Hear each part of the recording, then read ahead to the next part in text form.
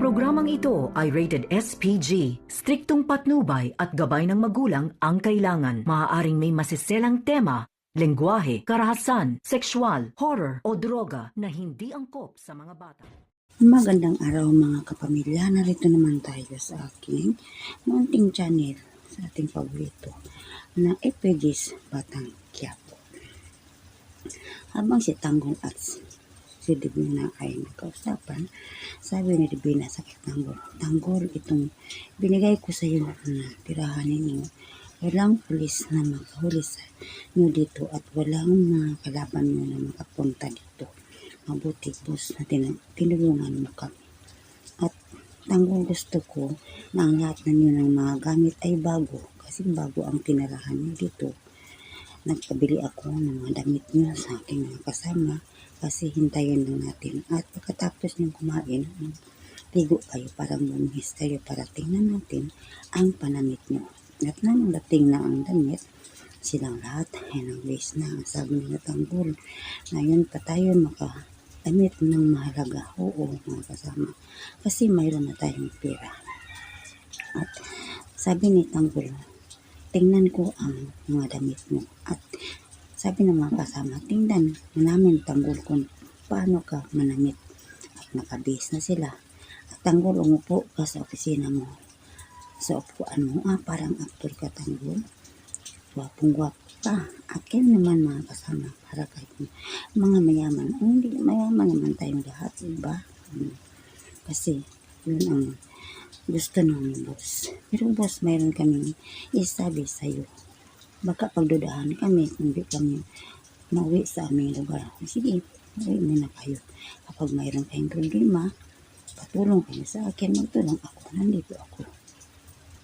At sa kabilang banda naman, habang si Martis na nagluluto sa kanyang pagkain at nang nasa lamisa, sabi ni Roda, ay Marites, saan si David wala dito? Ay, hanapin ko muna si David. Puntahan ko siya sa kwarto niya.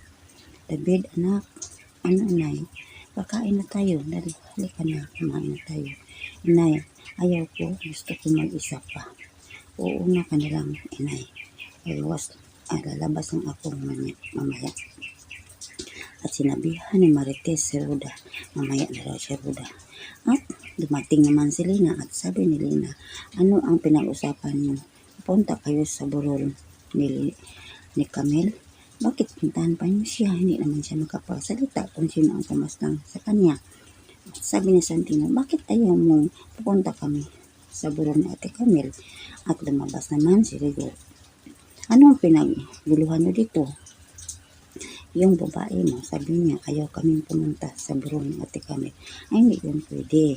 Kasi ano ang masasabi sa mga tao sa atin? Kaya mag-asikaso kayo doon, Marites. Punta ka? Oo, siguro punta kami. At bigla naman, dumating naman si David. Itay, paano ang gawin ko? Wala na si Camel. Anak, magpapabait ka. Kaya nga alam mo, ganun talaga ang pamuhay ng tao. At ang sabi ni Marites, mayroon akong tanong sa iyo, Rigor. Ano kasi kasuno ba ang kung sino ang pumaslang kay Camel? Oo, yun. Kailangan ko malaman kung sino ang pumaslang sa kanya. At sa kabilang banda naman, habang si Castro ay dumating na, sabi na Olga, ano Castro? Napaslangan ninyo si Marites. Wala, hindi namin siya nakita. Kailangan hanapin nyo at papaslangin ninyo si Marites.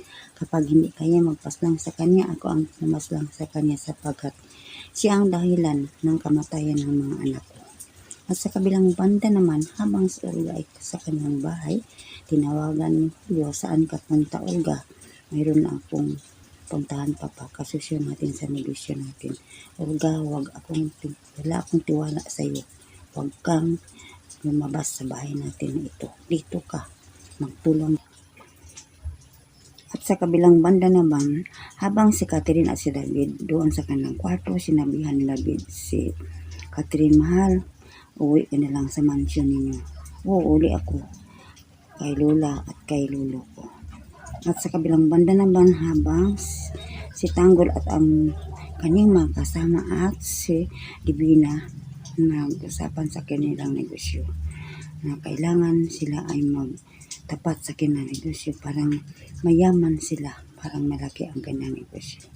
At tinanong si Divina Primo kung ano ang kanyang negosyo, illegal ba o hindi illegal. Ang sabi ni Divina, ang negosyo ko, may negosyo akong hindi illegal at illegal. Marami ang negosyo ko sa ibang bansa.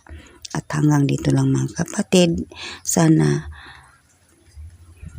panoorin naman niyo bukas kung ano naman ang palabas. At huwag niyo akong kalimutan sa pag-share, like, subscribe. Maraming salamat.